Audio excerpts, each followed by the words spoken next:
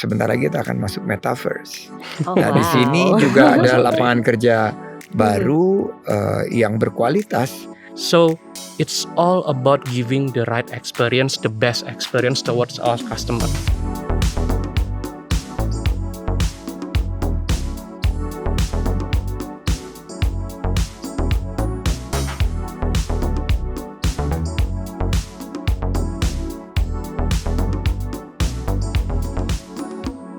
Halo, welcome to Volare Talks, podcast dari Alta Volare Indonesia yang akan membahas berbagai macam isu terkini di dunia digital, marketing, dan advertising. With me, Ratu Nabila, will be your host for this podcast. Dengan adanya pandemi COVID-19, hal ini pastinya berpengaruh besar sekali terhadap berbagai industri dan terutama di industri pariwisata dan ekonomi kreatif di Indonesia. Dan sudah lebih dari 2 tahun terakhir adalah suatu tantangan besar untuk para pelaku industri ini. Digital bisa dibilang salah satu kabar baik untuk sektor pariwisata dan juga ekonomi kreatif agar bisa tetap bertahan dan terus berkembang di tengah pandemi ini. Dan Volare Talks kali ini akan membahas mengenai navigating marketing strategy for travel and economic creative in the COVID-19 era. Dan sudah bersama saya hari ini the one and only Mr. Sandiaga Uno, Minister of Tourism and Creative Economy. Halo Mas Menteri. Halo, apa kabar Putri Nabila? Terima kasih udah mengundang kami di Ratu sini. Nabila, Mas Menteri. Sekarang udah naik. Tadinya Putri loh. Waktu awal kenal Putri, sekarang udah malah jadi Ratu ya. Mas Menteri ini pasti abis keliling ya. Aku lihat keliling-keliling terus. Harusnya sehat dan punya. Amin, mudah-mudahan. Harus jaga terus ya biar tetap sehat. Dan gitu. salah satu untuk tetap sehat kita harus mulai dengan pantun dulu. Oh. Pergi ke sungai menangkap kepiting. Cakep. Kepiting dimasak di dalam panci. Cakep. Bangkitkan parekraf dengan strategi digital marketing. Cakep. Ciptakan inovasi dan bangkit lebih kuat. Luar biasa. Aduh, aku nggak siapin pantun nih, Mas Menteri. Mungkin nanti kalau nanti ada di ide ujung ya. aku kasih pantun lagi. Oke. Dan yang kedua narasumber kita hari ini ada Mas Pradana selaku Chief Operating Officer Volare Advertising Network. Iya. Apa kabar Mas Pradana? Kabar baik. Pastinya juga harus sehat karena nih kayaknya sibuk banget nih ya. Lumayan ada arahan yang harus berusaha menyibukkan diri di tengah pandemi inilah. Iya dong, harus tetap kreatif gitu ya. tetap kreatif dan sebagainya. Semoga Ratu Nabila juga baik juga ya. Baik dong, sehat, semangat banget apalagi ketemu dengan tokoh-tokoh yang inspiratif dan juga kita mau ngobrol hari ini tentang marketing, digital dan juga advertising. Oke, langsung aja Mas Menteri. Kalau aku lihat nih ya dari kemarin atau dari setahun belakangan ini kan sejak pandemi melanda gitu banyak sekali hal-hal yang membatasi kita dan sekarang sudah mau mulai bangkit kemudian juga banyak sekali campaign dari pariwisata ini yang membuat saya juga wow gitu ini ya benar-benar kita bisa wisata tapi sedang pandemi gitu. Nah sebenarnya tujuan ataupun target utamanya dari Mas Menteri ini apa sih? Ya pertama tentunya kita bersyukur ya setelah 2 tahun ini kita sangat prihatin pariwisata dan ekonomi kreatif mulai menggeliat mulai bangkit kembali. Masyarakat parekraf ini masyarakat yang tangguh, mereka mulai bisa menggeliat lagi dan mulai ekonominya meningkat. Tahun ini kita prediksi 1,1 juta lapangan kerja baru. Itu tujuan utama kita salah satunya.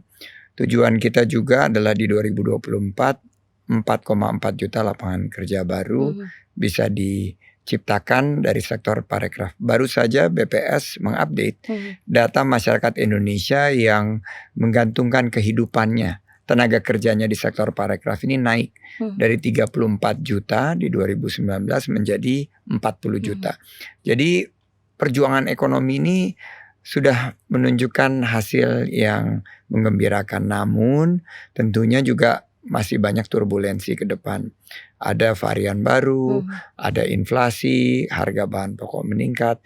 Tapi kami di Kemenparekraf meyakini dari pengalaman saya di dunia usaha dan juga 4-5 tahun terakhir di pemerintahan bahwa jika kita bergandengan tangan jika kita terus berinovasi, beradaptasi, dan berkolaborasi, kita akan mampu untuk melewati beberapa turbulensi yang akan kita hadapi. Dan saya yakin pariwisata yang berkualitas, ekonomi kreatif yang membuka peluang usaha dan lapangan kerja ini bisa kita wujudkan dalam beberapa waktu ke depan.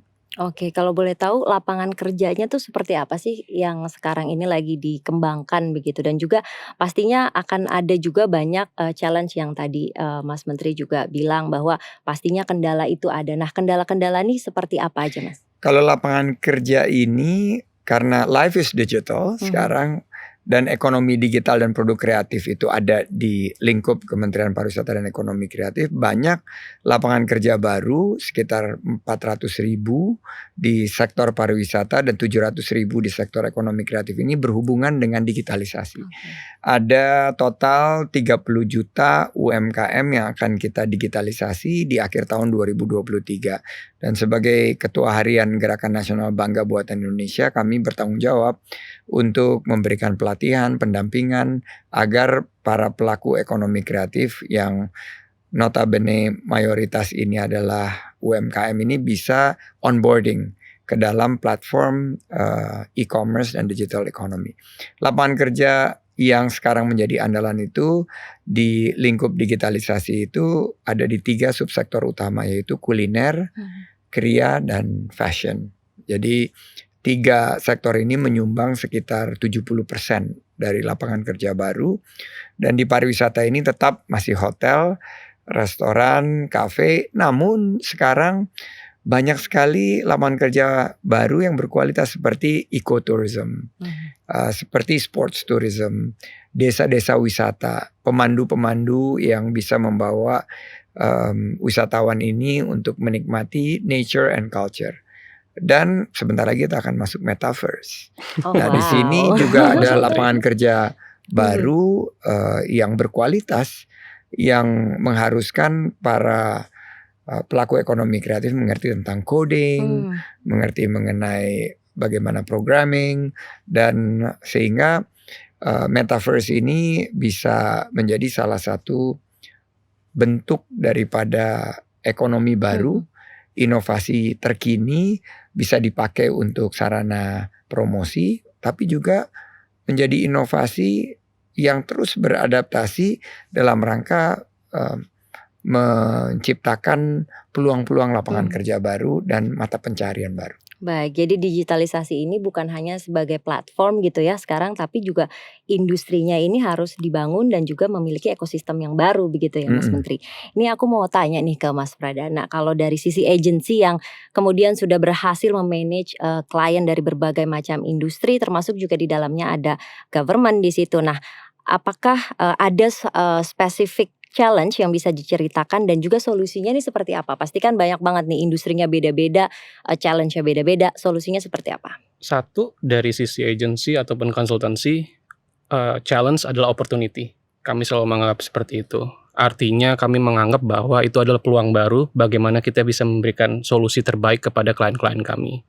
Dan artinya pasti challenge pertama biasanya is all about the people and culture.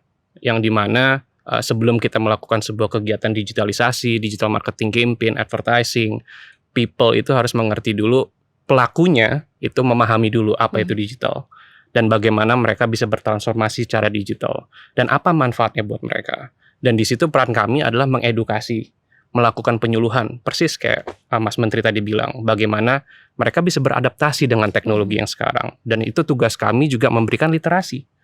Artinya dari kami selaku pelaku ekonomi kreatif tidak hanya melakukan pekerjaan, tapi kami juga memiliki kewajiban untuk melakukan literasi digital yang kuat. Karena kami rasa masih cukup rendah nih di masyarakat kita. Dan bagaimana para pelaku ekonomi kreatif ini juga bergerak bersama untuk peningkatan ekonomi bersama.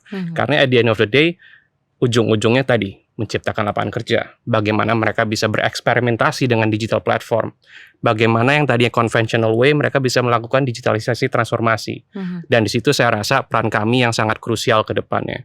Dan tentu dengan dukungan klien-klien, government, dari swasta, juga yang berpikiran dan sevisi dan misinya juga sama. Karena bagaimana digital teknologi ini bisa berevolusi menjadi sebuah peluang opportunity baru buat bisnis mereka. Itu yang kami lakukan sampai sekarang, Mbak Ratu Nabila. Apa sih yang diberikan, sharing apa tentang digital yang paling penting begitu, yang utamanya?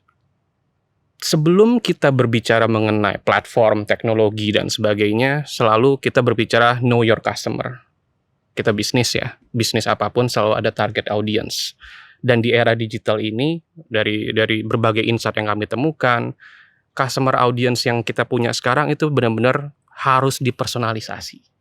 Artinya setiap persona, Mbak Ratu Nabila, Mas Menteri memiliki interest yang berbeda-beda. Dan bagaimana kita sebagai pelaku bisnis ataupun dari government bisa mengkomunikasikan itu secara relevan. Dan source-nya apa? Data. Artinya mereka juga harus memahami apa sih data foundation itu dalam setiap melakukan bisnis. Bagaimana cara menganalisanya dengan baik. Setelah mereka memahami, oh ternyata aku bisa mengetahui ya customer patternku seperti apa, journey-nya seperti apa dari A to Z. Dulu mungkin kalau Mas Menteri atau Mbak Ratu Nabila berbelanja, dulu kita harus ngeliat barang ya. Sekarang nggak perlu. Dan even ke generasi anak kita, anakku udah nggak perlu. Tiap hari main Roblox. Mereka belanja di situ. So you can actually know the customer behavior is always changing.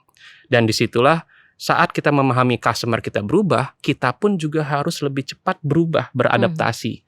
Tadi pesannya Mas Menteri, adaptasi. Bagaimana kita bisa relevan dengan customer. Kedua, baru kita berinovasi.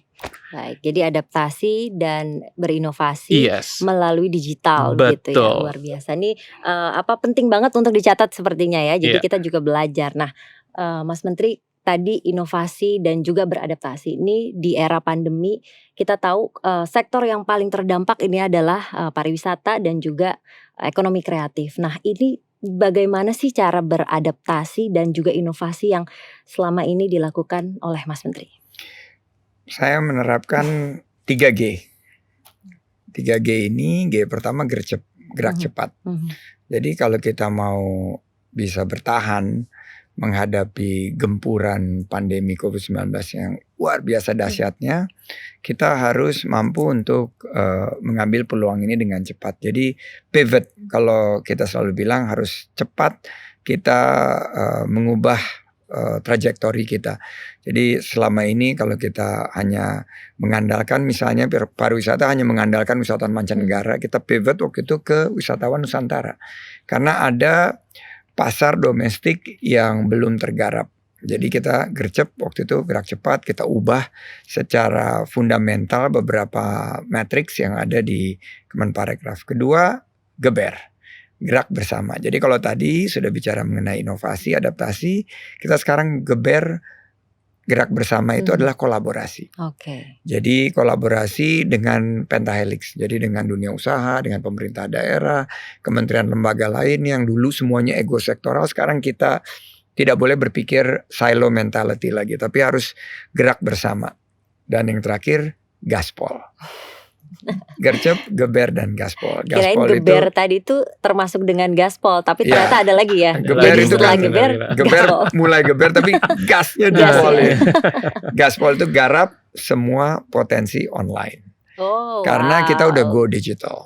Jadi tadi betul yang Mas Dana udah sampaikan bahwa sekarang setiap lini kehidupan kita semua sudah terdigitalisasi. Hampir tidak ada yang tidak terdigitalisasi. Dan tugas Kemenparekraf ini yang membantu memberikan fasilitasi agar para pelaku masyarakat pariwisata dan ekonomi kreatif ini masuk ke digitalisasi. Jadi tadi inovasi, adaptasi, kolaborasi, dan 3G, gercep, geber, dan gaspol. Nah, saya lihat nih bahwa sekarang pasca pandemi ini ada tatanan ekonomi baru.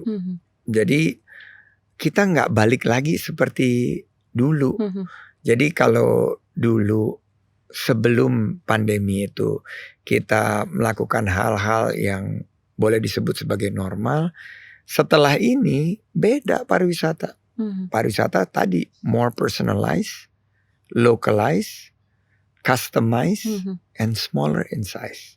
Jadi ini adalah bagian daripada adaptasi yang harus kita lakukan, dan menurut saya pariwisata yang berkualitas dan berkelanjutan lingkungan sebagai prioritas ini adalah target market, target audience kita milenial dan Gen Z yang ada total hampir 150 juta rakyat Indonesia atau sekitar 55%. Jadi kalau kita lihat balik lagi, kita butuh chief executive, leaders di masing-masing sektor, termasuk di kementerian, di dunia usaha, yang bisa memahami bahwa setiap ada turbulensi ini kita nggak bisa menggunakan cara-cara yang lama dan sama. Kita harus mampu untuk bisa mencetak suatu pembaruan atau change agent, sehingga apa yang kita rasakan sebagai bentuk daripada era baru ini bisa kita sikapi dan kita bisa mengambil peluang menjadi pemenang. Indonesia ini sedikit menambah, alhamdulillah di tahun-tahun yang sangat sulit 2020, 2021 kita bisa loncat 12 peringkat dari Travel and Tourism Development Index. Untuk pertama kali dalam sejarah kita melampaui Thailand, Vietnam, dan Malaysia sekaligus kita loncatin. Wow, tepuk tangan dong buat itu. Dalam Saya juga waktu, ikut bangga loh. Oh, terima kasih. Tapi ini kerja semua, termasuk juga kerja dari Ratu Nabila dan dari Volare, karena ternyata masyarakat dunia itu yang disurvei oleh World Economic Forum melihat keseriusan Indonesia dalam memprioritaskan kebijakan tentang travel and tourism. Juga melihat bagaimana kita fokus kepada kebijakan-kebijakan yang mendorong pariwisata berbasis masyarakat. Jadi membuka peluang usaha, mengurangi kemiskinan, mengurangi pengangguran, ini menjadi prioritas. Dan menurut saya pekerjaan kita ini walaupun 2 tahun lebih cepat dari yang ditargetkan, karena target posisi 32 ini 2024, tapi 2022 sudah tercapai. Justru semakin berat buat kita sekarang, kenapa? Bukan hanya kita harus mempertahankan, tapi kita harus terus memperbaiki sehingga hasilnya akan lebih dirasakan oleh masyarakat Indonesia dengan peningkatan ekonomi dan peningkatan penghasilan mereka. Oke, jadi sudah terbukti ya apa yang adaptasi dan inovasi itu terbukti menghasilkan sebuah prestasi gitu ya, dan kita juga berhasil keluar dari belum keluar tapi paling tidak naik peringkat daripada negara-negara lain dalam hal ini begitu, dalam hal pariwisata dan juga ekonomi di dalam negeri gitu ya. Kita masih kuat lah ekonomi kita di dalam negeri. Dan sedikit menambahkan mungkin itu sangat menarik dari poin Mas Menteri. Itu sangat valid saat kita memiliki mindset yang bersifat adaptif sama kondisi. Banyak di dunia kita, terutama marketing, advertising itu namanya A/B testing. So it's always about test and learn sebenarnya secara fundamental. Tidak pernah ada absolute namanya this is the only way. So we as a business owner atau industry leader itu harus bermindset bahwa semua market yang akan kita tuju, kita harus tes. Apakah this is the right approach? Apakah ini bukan? Dan dengan mindset seperti itu artinya tadi yang seperti Mas Menteri sampaikan, pivot itu selalu jadi mindset kita. Kalau this thing doesn't work, and then we need to go the other way, which is A/B testing tadi. Dengan mindset itu makanya digital itu selalu naik. Karena mindset kita adalah bukan always, oh ini menurut saya bagus. Bukan, biarkan market yang berbicara dari data tadi, Mbak Ratu Nabila. Let's say kita membuat satu konsep, proof of concept, tapi di situ pun kita memiliki beberapa hipotesa. Saat hipotesa komunikasi itu berjalan, ketahuan by data kalau di digital. Apakah works, apakah direspon, apakah tidak. Dan mindset seperti itulah yang fundamental sekali. Balik ke pertanyaan Mbak Nabila tadi, apa sih challenge terbesar? People. Karena people need to adapt. Mindsetnya harus benar-benar agile, cara bekerjanya benar-benar adaptif dengan customer. Kadang-kadang kalau kita ngeliat brand atau apapun industri itu kadang-kadang, oh aku maunya kayak gini karena ini maunya aku. You cannot evolve by that mindset. Karena customer adalah, bisa aku bilang sekarang customer centric. Setiap langkah kita ditentukan oleh customer kita. Dan customer kita siapa? Tadi millennials, Gen Z, yang dimana 50% lebih mereka. Indonesia pengguna sosial media terbesar, top 3 di dunia dari berbagai platform. Jadi itulah peluangnya. Sekarang kalau kita mau beli sesuatu, lagi ada yang live streaming, kita bisa beli. Siapa yang imagine itu setahun lalu? Dan itu patternnya berubah teman-teman. Dan artinya bagaimana kita tetap adaptif dan selalu mempunyai mindset tadi, A/B testing, test and learn. Jadi ini sebenarnya digital era ini tuh mempermudah sekali begitu ya. Sangat. Mungkin bagi orang-orang yang harus gercep tadi gitu ya. Oh, ini kita harus pelajari tapi dengan sesuatu yang benar gitu ya. Ya. Gimana caranya? Ada tipsnya nggak untuk gimana nih kita mau adapt di dunia digital yang benar kemudian juga yang on point gitu. Kalau dari agency dulu, silakan Mas Pradana. Kembali kepada customer, aku selalu ke sana. Jadi know your target audience, bagaimana behavior mereka, bagaimana customer journey mereka. Kita kasih konteks travel and ekonomi kreatif. Kita tahu patternnya. Oh, ternyata based on the latest insight bahwa mereka lebih memilih prefer staycation due to regulation dan sebagainya. Once we did that, campaign staycation, emang jalan-jalan di Indonesia aja, we prove something kan. Ternyata mereka bergerak. Artinya ada pergerakan pariwisata Nusantara yang di-move oleh campaign sebesar itu. Artinya adalah kita selalu berpegang teguh pada latest insight Mbak Ratu Nabila, dan kita selalu berpegang teguh kepada reaksi customer tersebut. Seberapa cepat kita bisa dapat reaksi tersebut? Social media komen kan banyak sekali. Kita bisa menganalisa positif sentimen kah, negatif sentimen kah, netral kah, dan apa pendapat mereka tentang movement tersebut.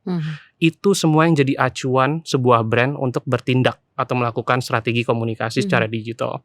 Jadi kalau kita bisa seperti ada proses, it's always about the data foundation. Kita meng-create insight dari situ, dari insight itu menjadi sebuah action, and then we test and learn. Nanti balik lagi Mbak Ratu ke data.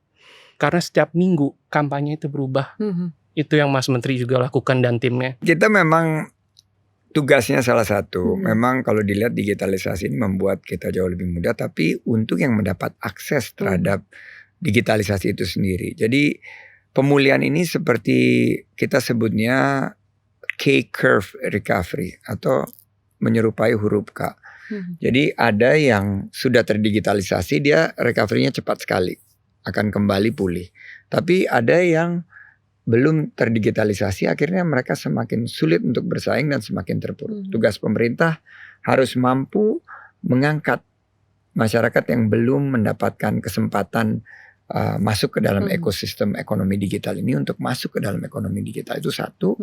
Tapi nomor dua, pemerintah juga harus mampu untuk membuka peluang dengan fasilitasi seperti program-program yang langsung menusuk kepada jantung permasalahan. Misalnya desa-desa kita yang banyak sekarang menghadapi permasalahan naiknya harga bahan pokok, krisis pangan, krisis energi yang ada ini, supaya mereka tertransformasi dan bisa melalui kebijakan-kebijakan pariwisata dan ekonomi kreatif, mereka bisa untuk justru menghadirkan solusi bagi permasalahan pangan dan permasalahan energi. Dan tadi saya bilang bahwa gercep iya, geber harus, gaspol mudah-mudahan. Tapi menurut saya akhirnya balik lagi kalau bicara people, dan kita G20 Tourism Working Group ini memilih people-centered recovery. Jadi balik lagi ke manusia.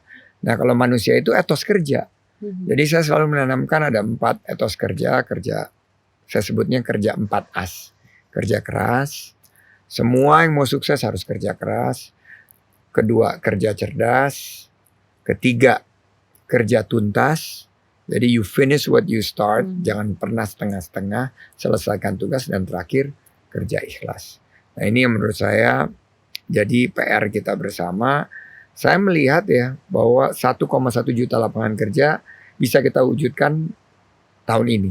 Tantangannya di 2024 dengan mentalitas seperti tadi, seorang chief, mau itu chief operating officer, chief executive officer, mau dia seperti kita sebagai chief.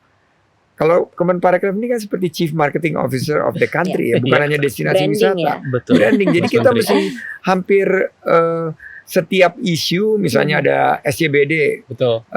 Sudirman, Citayam, Wah, luar biasa itu, Bojonggede, Mas. Depok, geng ini kita harus Cepat membantu gitu, inovasi cepat ke untuk sana. mengambil satu narasi di mana hey pemerintah hadir. Betul. Ya. Kita berikan solusi kepada mereka ini supaya mereka nggak hanya menjadi one hit wonder Iya. gitu loh. Betul. Tapi mereka punya kekuatan. Makanya saya selalu bilang bahwa tugas kita di kementerian itu selain daripada program yang punya anggaran, kita harus hadir, kita harus memberikan fasilitasi, dan kita memberikan apresiasi bagi masyarakat. Dan kalau yang belum bisa untuk masuk ke dalam pemulihan ini, kita harus berikan mereka motivasi. Mungkin itu juga jadi bisa mengurangi social gap begitu ya, di antara ya mungkin kalau kita lihat di kota gitu ya dengan di urban atau di desa itu kan gapnya masih terlalu jauh. Tapi dengan digital ini juga itu semua jadi terbuka dan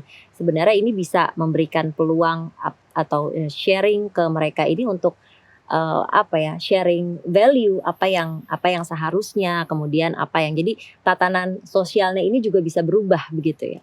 Ya, disrupsi ini terjadi di advertising. Ini salah satu ekonomi kreatif kan, salah satu subsektor dari ekonomi kreatif ini. Advertising terjadi disrupsi yang masif. Sekarang digital marketing, semuanya digital, dan kita A/B testing yang dulu kita harus lakukan dengan tatap muka langsung, ini sekarang bisa terdigitalisasi dengan lebih efisien. Dan kita melihat bahwa disrupsi ini juga di 30 subsektor pariwisata dan ekonomi kreatif terjadi dengan sendirinya. Tujuan kita untuk memastikan mata pencarian yang stabil itu bisa diberikan kepada Gen Z tadi. Karena percuma bonus demografi itu kalau mereka nggak punya lapangan kerja. Betul ya. Jadi kita gimana mengikut sertakan mereka juga di dalam perkembangan digital ini itu pastinya penting sekali ya. Saya mau tanya ke Mas Pradana nih, strategi digital seperti apa sih yang digunakan tim Kementerian Pariwisata dan Ekonomi Kreatif untuk pemulihan sektor pariwisata dan ekonomi kreatif? Kemarin kan pastinya banyak sekali campaign-campaign. Nah, itu apa sih kuncinya yang pertama kali kita campaign ini, kemudian apa lagi? Luar Strateginya biasanya Mas Menteri dan tim itu sangat agile. Itu yang luar biasanya. Artinya sangat data driven, based on insight yang kuat, dan akhirnya mau menerima masukan dari partner, apa yang data berbicara di social media sekarang, baru kita ngomongin komunikasinya, dan kita test and learn bagaimana hasilnya ke masyarakat. Metode framework seperti itu kami lakukan sampai sekarang, dan it's been years dilakukan. Artinya semua fondasinya dari data tadi, Mbak Ratu Nabila. Tapi yang menarik dari sisi perkembangan COVID dan sekarang udah mulai reda, tapi ada varian baru dan sebagainya. Selaku Kementerian Pariwisata dan Ekonomi Kreatif dan selaku partnernya juga, kami memonitor bagaimana reaksi masyarakat, apa yang terjadi, apa yang mereka omongin sih sebenarnya di social media, are they ready? Dan semua insight-insight itulah yang kami sajikan setiap minggu dari social media, dari website analytics, dari berbagai macam tools. Artinya bagaimana kita mendengarkan our customer, apa yang mereka bicarakan, apa yang mereka rasakan, dan bagaimana rekomendasinya. Dari baseline cara bekerja itu, akhirnya Kementerian Pariwisata dan Ekonomi Kreatif sangat test and learn. Setiap metode komunikasi yang dilakukan, setiap apapun digital activity yang dilakukan selalu ada hasilnya, dan hasilnya bisa jadi improvement ke depannya. Dan itulah yang sampai sekarang metode cara kerja dilakukan. Dan di satu sisi selain cara bekerja seperti itu, bagaimana Kementerian Pariwisata dan Ekonomi Kreatif juga memperkuat asetnya, memperkuat websitenya, memperkuat social medianya, penetrationnya, dan bagaimana cara mereka berkomunikasi. Dan hal-hal yang bersifat konsistensi itu akhirnya menjadi traction atau engagement yang kuat di digital. Sebenarnya tanpa itu bisa dibilang teknologi is one thing, Mas Menteri dan Mbak Ratu. Tapi di satu sisi, who's the man behind the gun? Teknologinya ada. Tapi makanya kita sebagai selaku advisor, selaku dari sisi brand ataupun government juga, apa yang harus kita rekomendasikan dan menurut kita impact-nya seperti apa kalau melakukan A atau B. Makanya A/B test tadi. Itu yang sampai sekarang masih kami lakukan, Mbak Ratu Nabila. Termasuk digitalisasi ke seluruh sektor.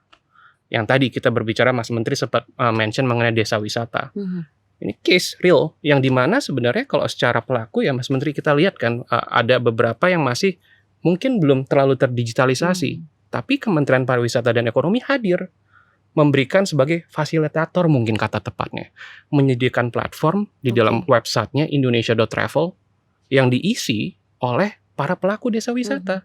Artinya kita membantu untuk mereka men-showcase fotonya, harganya, dan cara kesana gimana sih, customer journey ya. Jadi semua content foundation itu akhirnya dipromosikan oleh Kementerian Pariwisata dan Ekonomi Kreatif untuk calon wisatawan ya. Mau itu Wisnus ataupun Wisman, Kemenparekraf sudah hadir. Dan role fasilitator ini sangat krusial menurut saya. Yang artinya bagaimana Kemenparekraf sudah hadir untuk memfasilitasi para travel vertikal ataupun ekonomi kreatif vertikal. Itu baru satu sampel. Tapi tidak lupa juga bagaimana Kemenparekraf juga mengintegrasikan semua subsektor tadi. Jadi kalau kita masuk ke website Kemenparekraf, ada semua. OTA sudah terintegrated, airline sudah terintegrated, berbagai macam hotel juga sudah terintegrated. Saat user masuk ke dalam, mereka nggak perlu lagi nyari, aku harus pindah website, aku harus pindah. Semua sudah ada di sana ya, sudah di showcase. So you can actually, which one do you want to go? Partner mana yang mau kamu lihat? Sehingga Kemenparekraf bisa ngelihat setiap minggunya, berapa banyak sih Mas Dana yang akhirnya pergi ke partner A, airline A. Kita bisa tahu datanya.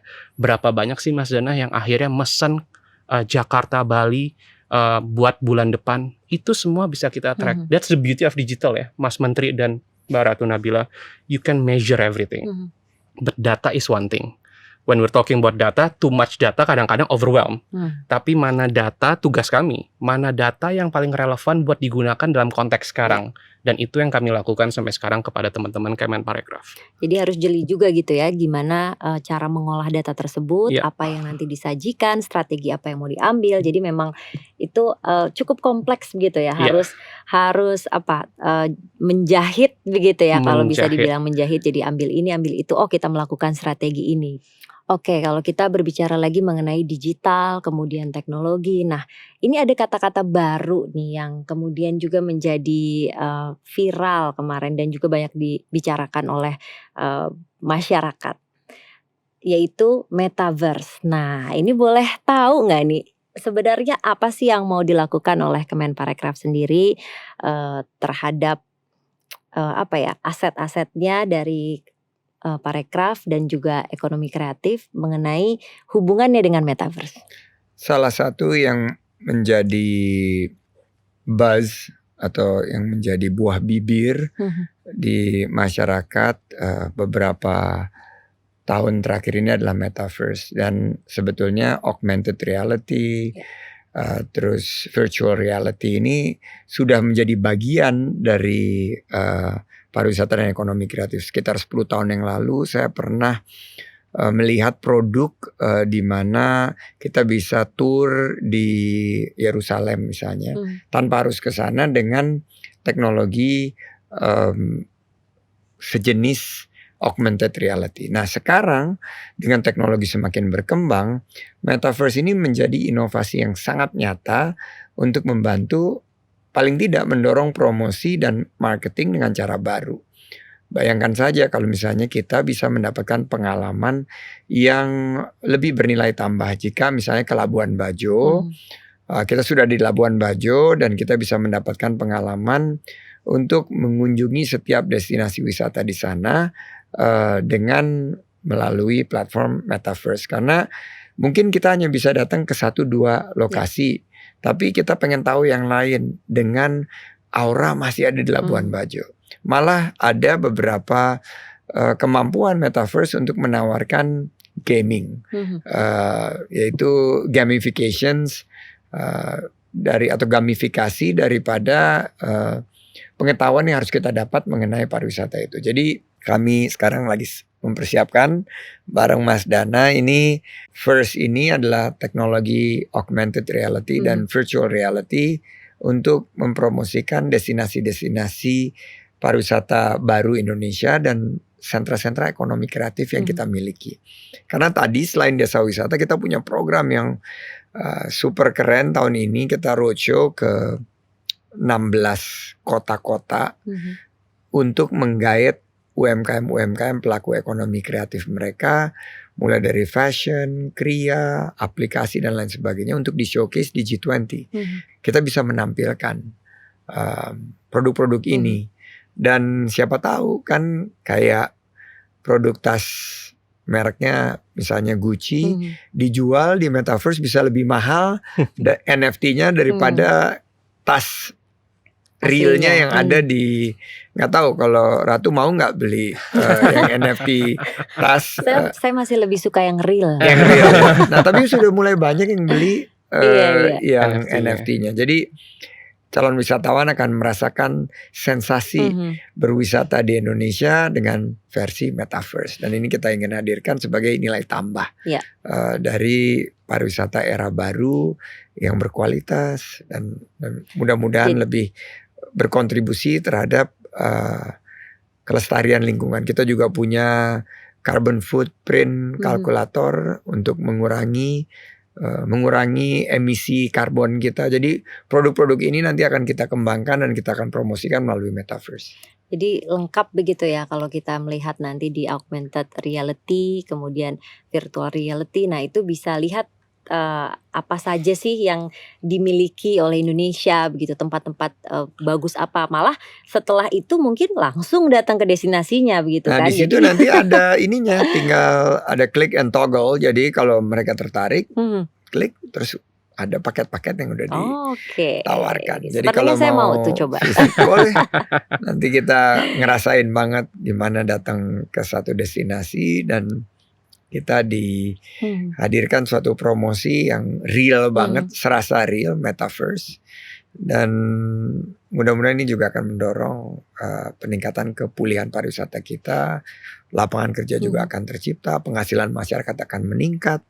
Sehingga tantangan ekonomi yang kita hadapi sekarang ini seperti harga-harga bahan pokok yang lagi naik, biaya hidup yang semakin berat, ini bisa tersolusikan dengan peningkatan penghasilan masyarakat. Saya punya pengalaman itu karena waktu di dunia usaha juga membangun dari boleh dibilang titik yang sangat rendah sebagai usaha kecil, tapi dengan inovasi, adaptasi, kolaborasi seperti yang saya hadapi di Kementerian Pariwisata Ekonomi Kreatif ini, bekerja sama dengan berbagai pihak. Sekarang kita mulai mampu untuk menciptakan peluang usaha dan lapangan kerja. Di dunia usaha saya alhamdulillah bisa menciptakan 30.000 lapangan kerja.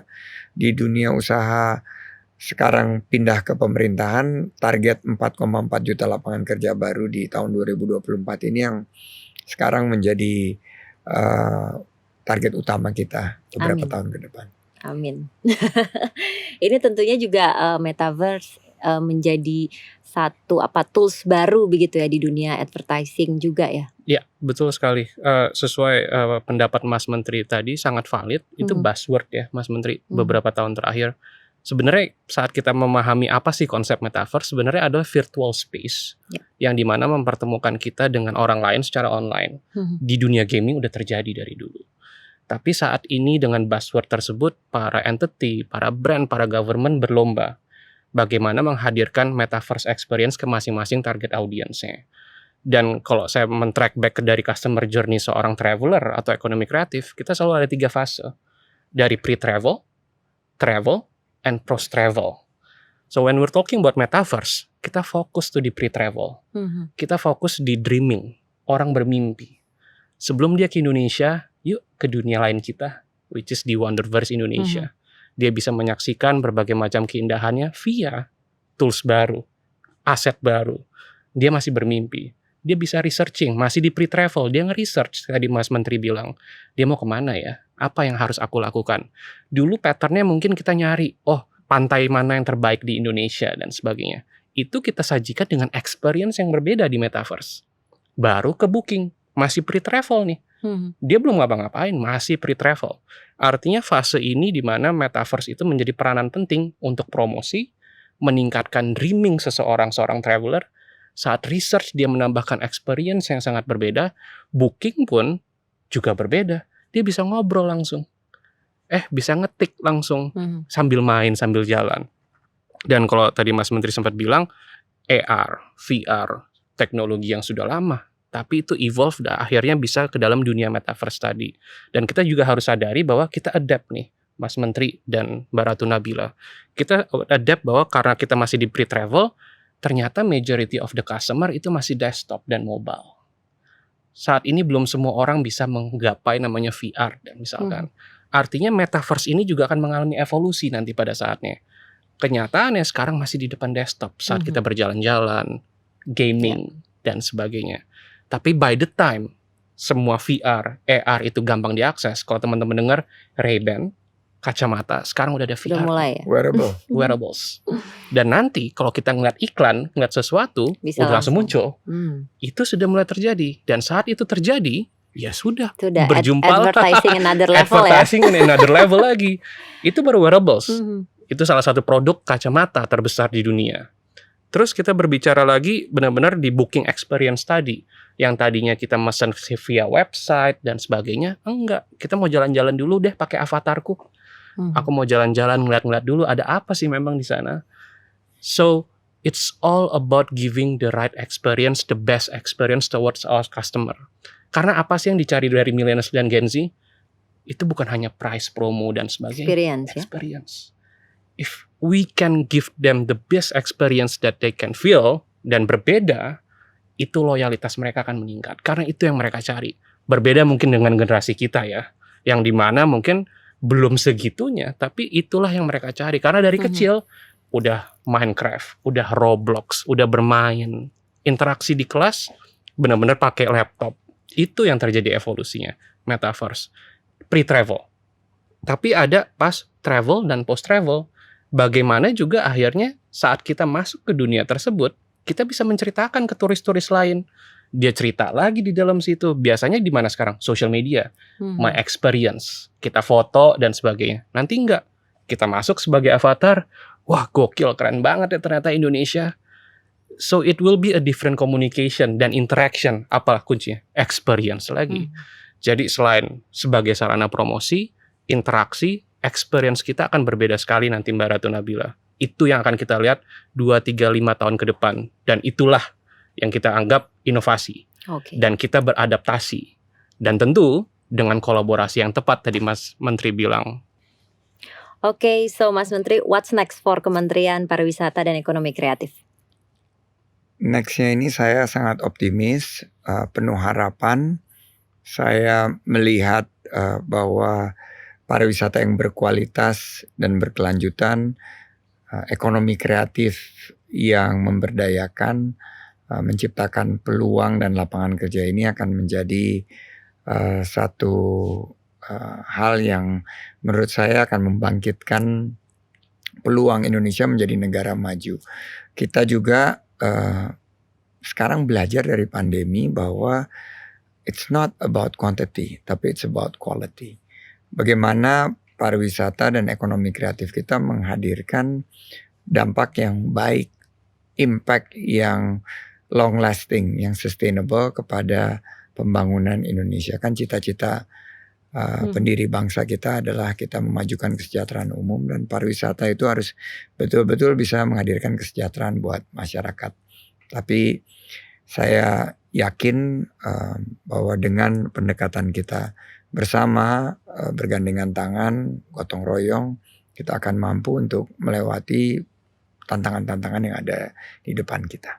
Amin. Semoga semua cita-citanya juga ini terwujud begitu ya, dengan inovasi apa yang nanti akan dilakukan oleh Kementerian Pariwisata. Nah, itu akan kita tunggu. Terima kasih.